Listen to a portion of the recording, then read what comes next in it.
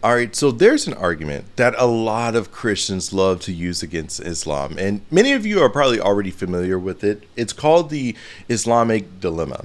And to be clear, I actually think it's a really good argument if, and this is a really big if you use it right.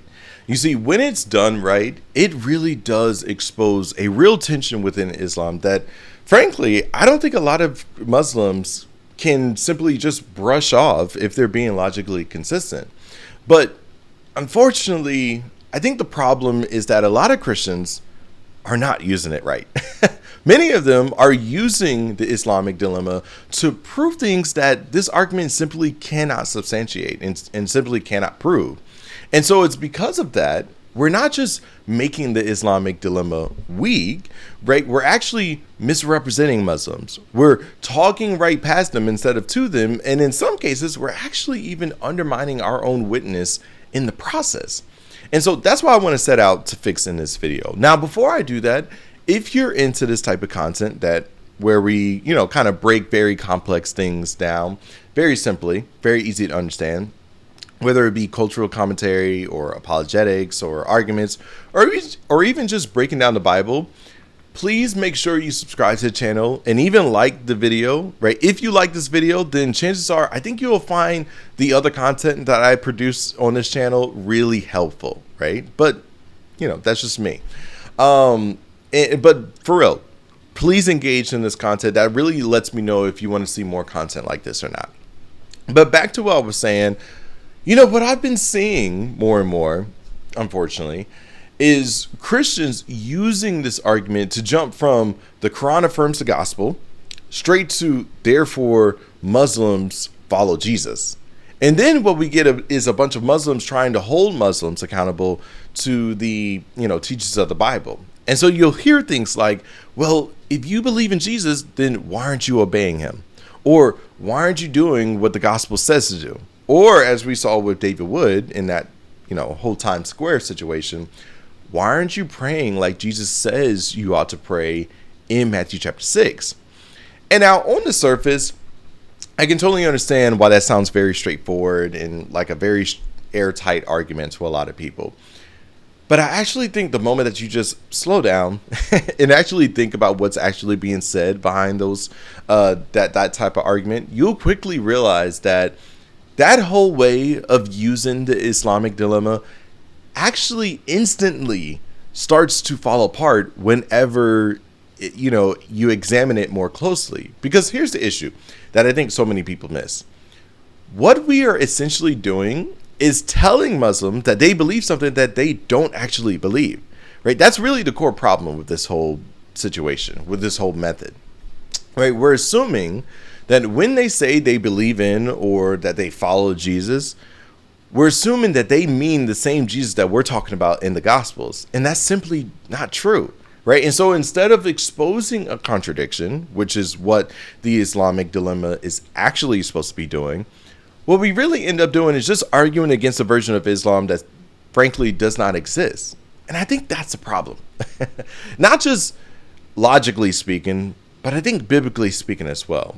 Because if we're going to engage people with the truth, then I think we have to do it truthfully, right? We can't shortcut the process, in other words. We can't force conclusions that the Islamic dilemma doesn't actually support. And we definitely cannot build our approach on misrepresenting or caricaturing what someone else actually believes. We can't do that, my friends. We wouldn't want people to do that for us, and so we can't do that to Muslims.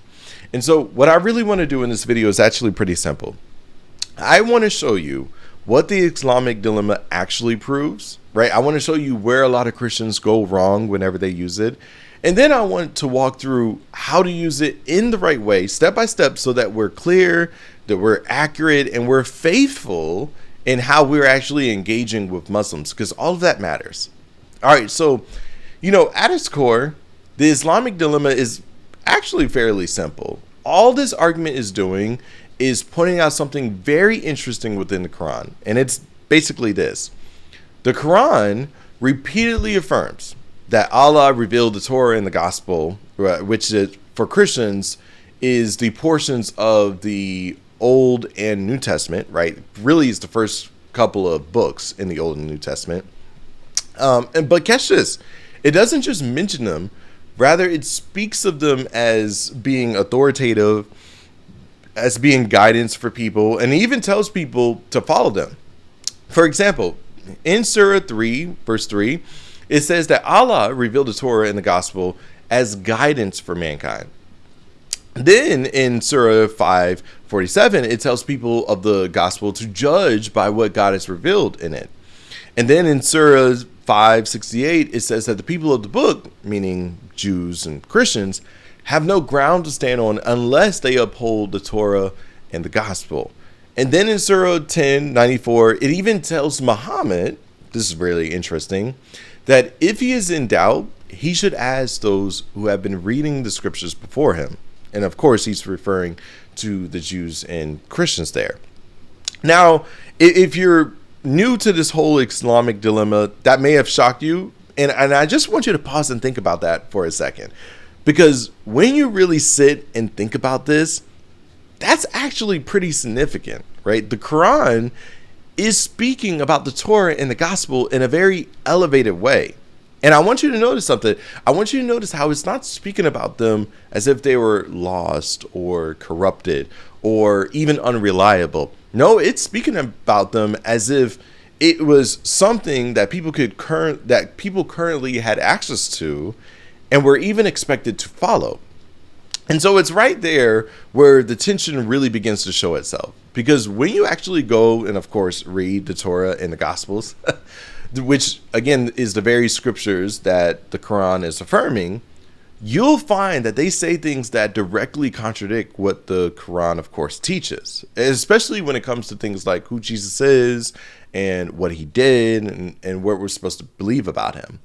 And so when you put all of those things together, the Islamic dilemma really all boils down to this. If the Quran is affirming the scriptures as true and authoritative, but those same very scriptures contradict the Quran, then how do you reconcile that, right? How do you square that circle? That's the question that, of course, we as Christians would pose to Muslims, right? That's the dilemma.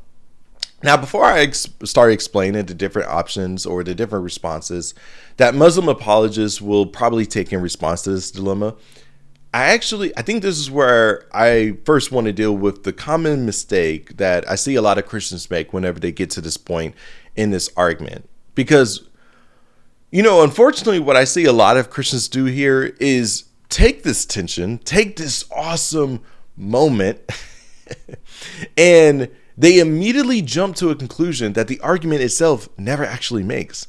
And it usually goes something like this. They point out that the Quran affirms the gospel, therefore Muslims believe the gospel, and then therefore Muslims follow Jesus. And then from there, they start pressing Muslims with questions like, well, if you believe in Jesus, why aren't you obeying him? Or why aren't you doing what Jesus said to do in the Gospels? But my friends, this is where I think we just need to slow down for just 2 seconds. Because do you see what's really happening here? Right? Are you noticing that we have officially skipped a bunch of steps?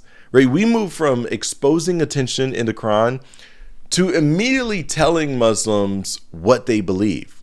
Like we know what's in their heart or what's in their minds. And I want you to see how those two things are not the same thing, right? In other words, we went from talking about what the Quran affirms to talking as though we know with any deal of certainty what each individual Muslim believes. And that is a massive leap. And that is not what the Islamic dilemma actually proves or is getting at.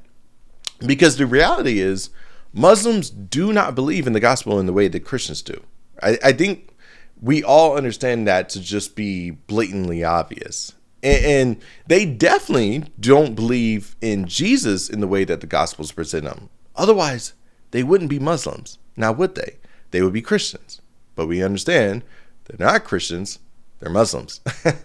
And so when you approach a Muslim like that, what you think is a strong, airtight argument actually just turns this whole situation into a big blob of confusion, where now the Muslim, instead of trying to figure out how they're going to respond to the Islamic dilemma, now they're trying to find out why you're holding them accountable to Christian standards, to a holy book that they don't even believe is truly authoritative. And on top of that, they never claimed to be Christians. So they're kind of like, what are you talking about? And to be honest, I think this is why a lot of these conversations just frankly end up going nowhere. At least what I kind of see. Because it's not that the Islamic dilemma is weak. I don't think it is, right? I think it's because we're using it incorrectly. Again, we're arguing against a version of Islam that simply doesn't exist. And then we're wondering why the Muslim that we're trying to minister to, and I put that in air quotes because some of y'all aren't really trying to minister to them. You're just trying to get a gotcha moment. We're wondering why, the Islamic dilemma isn't working on that Muslim. They're not responding. We're wondering why they're not responding the way that we expected them to respond. And it's because you're using it wrong. And more than that, what we don't realize is that we end up taking what is actually one of the strongest arguments against Islam, and we're basically handing the Muslim an easy out from it, right? Because after you ask them, hey, why don't you follow Jesus as he's presented in the Gospels if you claim to follow him?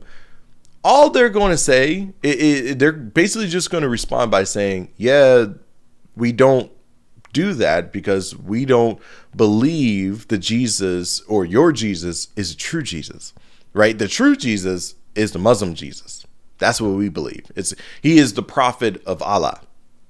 And then now you're then left standing there dumbfounded, twiddling your thumbs and kind of like, oh my goodness, I never thought of that they could say this, right? Because you've then made the conversation about what Muslims personally believe instead of what the Quran actually affirms. And that, my friends, is the crucial mistake I see so many Christians making. You see, the issue is not, at least not for now, whether a Muslim personally believes in the Jesus of the Bible, right? We want to get to that, right? But that's not where the Islamic dilemma actually leads us to, right? The issue is whether the Quran has created a problem for itself by affirming scriptures that directly contradict it. That's the issue that we're trying to get Muslims to answer, right? That is where the pressure needs to stay when we bring up the Islamic dilemma. Because the moment that you shift the battlefield from what the Quran affirms to what an individual Muslim believes, you have then changed the entire argument entirely, right? And when you do that, you are almost always going to lose the force of the dilemma before it ever had a chance to do its job. Because now you're not really presenting them with the Islamic dilemma. You're presenting them with a totally different scenario. And when the conversation becomes, why don't you believe what I think you believe? You're going to lose that argument 10 times out of 10. Because now they can just say, how do you know what I believe? How are you going to tell me what I believe? I tell you what I believe. Do you see the problem? All right. So now that we've cleared up that mistake, I think we can now return to the dilemma and start thinking through how a Muslim might respond to it. Because I think this is where it really gets interesting. And just as a reminder of where we are in the steps of the Islamic dilemma, we've already done a couple of important steps, right? First, we show that the Quran affirms our scriptures, right? Which of course is the Torah and the gospel. And it said it was specifically a revelation from Allah, which is interesting. Second, we show that those same scriptures that we know to be authentic contradict what the Quran teaches, especially when it comes to, Jesus. And then we ask the question that creates the Islamic dilemma, that being, if the Quran is affirming the Torah and the gospel as true and authoritative, but those same scriptures contradict the Quran, then how do you reconcile that? How do you square that circle, my Muslim friend? Right? That is the question that has to be answered. And of course, there are a lot of answers that Muslim apologists, have tried to present to this Islamic dilemma.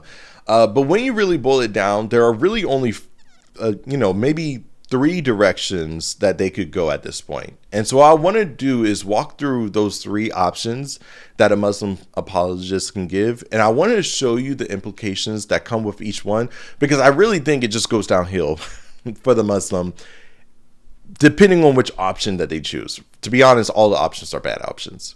And so the first option that the Muslim apologist can take is simply to say that the Bible was corrupted before the time of Muhammad. And, you know, unfortunately, this is probably the most common response that I hear a lot of Muslims, you know, giving, because it seems like it solves the problem right away. But when you actually slow down and think about it, I think it actually creates a much bigger issue for them. Because, riddle me this, if the scriptures were already corrupted by the time that the Quran is being written, then why is the Quran affirming them? Right? Why is it telling people to follow them? Right? Why is Allah or his prophet presenting them as guidance? Right? At that point, you're then left with a very important question. Should we trust the Quran or even Allah or even Muhammad when they specifically tell us to follow something that is supposedly corrupted? Right? If they are telling us to follow something that they know to be false, right? If not Muhammad, at least Allah, right? If Allah is telling us to follow something that he knows to be false because he knows everything, then why should we follow the Quran? Right? That's a serious problem, because it would mean that the Quran is directing people and Allah is directing people towards something that is unreliable, that he knows is false, which again calls into question the reliability of the, you know, Muslim revelation in and of itself. And so that's the first option. Now, the second option is to say, you know, that Muslims can resort to is simply to say that the Bible was corrupted after the time of Muhammad. And again, at first glance, I can understand to my Muslims out there how that might seem like the much safer option. But I think this is where the argument starts to press into some historical problems, because now you have to answer another complex question, which is, when did that corruption happen? And more importantly, what evidence do you have to substantiate that claim? Because when you actually look at the manuscript evidence that we as Christians have, what you then find is remarkable consistency, right? We have manuscripts of both the Old and New Testament that have existed before, during, and after the time of Muhammad. And guess what? They say the exact same thing, right? And so that means there is no identifiable point where the text suddenly changes, where the text suddenly becomes corrupted. And this is where it probably helps to give maybe a helpful comparison to really help Muslims to understand the force of why this option is such a bad option. Because in church history, we actually have been exposed to moments where we came into contact with corrupted and inauthentic texts. So we know what they look like. For example, we have what we call the Gnostic Gospels or the Gnostic writings that showed up a little earlier in church history. And we saw and have evaluated how they differ from earlier tradition and how they basically contradicted everything about the Gospels. And so we were able to identify them as frauds. And there's much more reasons that we can get into of why we know the Gnostic Gospels are not authentic. But the point that I'm trying to make is this, that it basically shows us that we have a way in which we can examine these claims. But the problem is the Muslims are not presenting us with no original version to compare our current version to, right? There's no clear moment in history where that corruption has took place. And so at this point, all we're then left with is simply a claim with no historical grounding, no proof, no evidence, nothing. All you then have is just a claim. All it's basically saying is, hey, Christians, you're wrong. And it's like, okay, why we're wrong? You're wrong because you're wrong. So you don't have a reason why we're wrong. You're just saying that we're wrong because this poses a problem for you. Yeah, pretty much. That's basically all this boils down to. And so just as a reminder and just as a summary, if a Muslim wants to say that we have a corrupted text, they have to then explain when did that corruption happen? And more importantly, they have to explain why this corrupted text matches what we see in manuscripts from before, during, and even after the time of Muhammad, right? That's the historical problem that this option runs into, because the minute that you ask them that question, that then brings them back into the first option, because now we're saying, okay, you're saying that this text that we currently have is corrupted. We're saying that this quote unquote corrupted text shows up before Muhammad or before the Quran. And so again, that brings us back to the problems that we saw in option 1. So either way you slice it, option 2 is very horrible. And then there's the third option that they could take, which is simply to say that the Bible hasn't been corrupted, which I think is the better option, but that it's just being misinterpreted by Christians. And honestly, I think this is the most thoughtful response that a Muslim apologist can give. But I think even here, the issue unfortunately doesn't go away. It just really just shifts, because now the problem is not corruption, it's contradiction.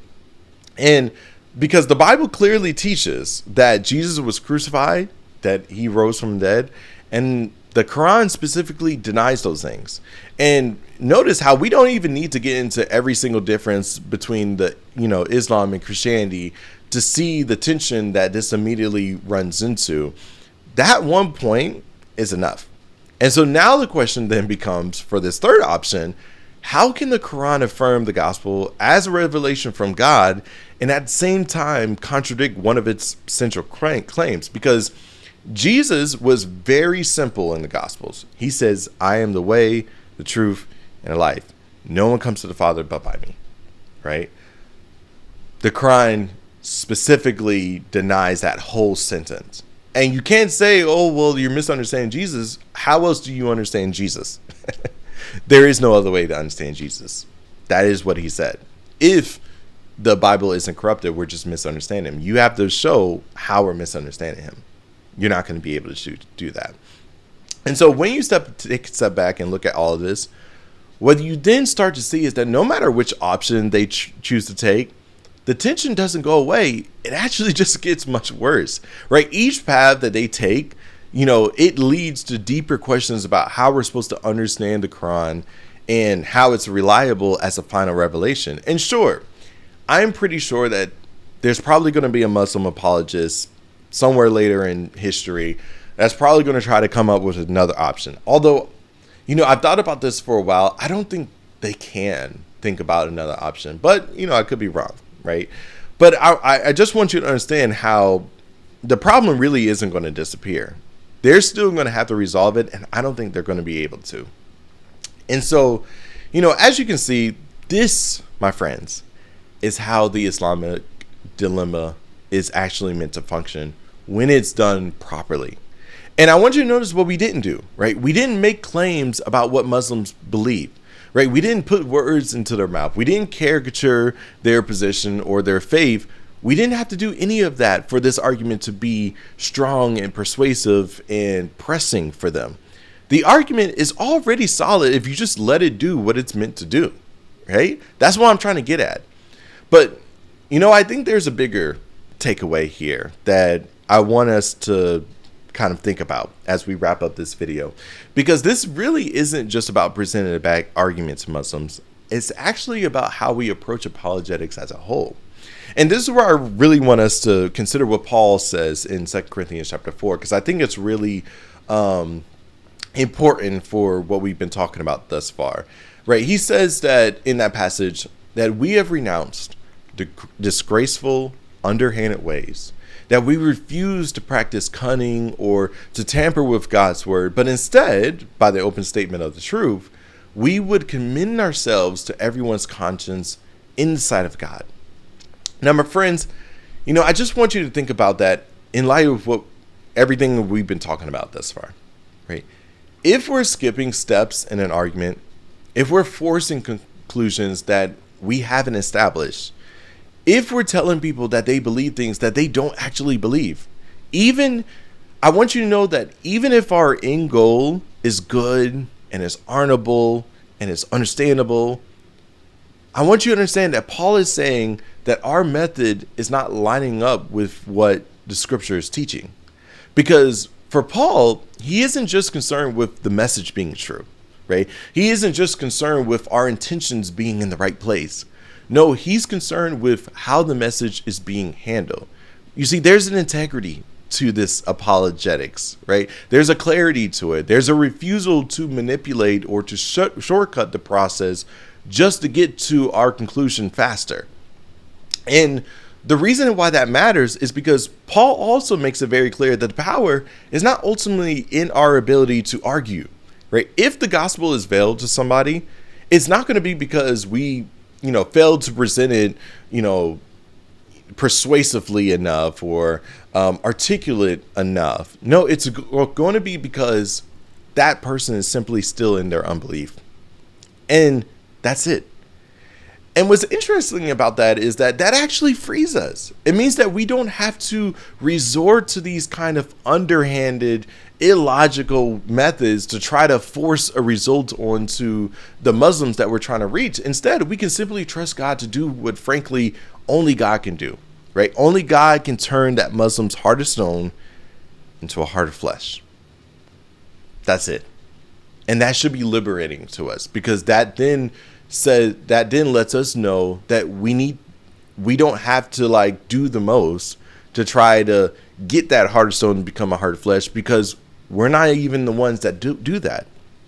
And interestingly enough, that's actually why the Apostle Paul goes on to say what he said in 1 Corinthians chapter 2, verse 1 through 5. You see, in that passage, Paul makes it unmistakably clear that when he approached the Corinthians, who, by the way, were steeped in Greek philosophy and, human wisdom, he tells us that he made a conscious decision to know absolutely nothing among them except Christ crucified, and that's it, right? That's how he decided to evangelize to the Corinthians. Now, I understand that might not immediately seem, particularly relevant to what we're talking about, but I want you to know it actually is. Because the Corinthians were used to a certain kind of reasoning, right? They were surrounded by all types of sophisticated arguments and philosophical systems and rhetorical skill, right? Paul knew about the Socratic method, right? He knew about the Platonic way of, reasoning and things of that nature. And he knew that the Corinthians knew that too. And so if there was ever a group of people that you would think that Paul would need to meet on that type of philosophical level, it would have been them, right? Paul knew that. He knew exactly what the Corinthians loved. He understood their culture. He understood the way that they thought. And yet, instead of leaning into that, instead of trying to resort to persuasive philosophical techniques or human wisdom, Paul intentionally chose not to. He intentionally chose to know nothing but Christ crucified. That's it. And you want to know why? It's because he wanted to make something very clear to the Corinthians and to us as well. He wanted to make it clear to us that if they believe, it was not going to be because he out-argued them or impressed them with clever reasoning. No, if they believe, it was going to be because of the power of God working through the message of the gospel. That's it, right? In other words, Paul understood that the power was never in the arguments that we could present.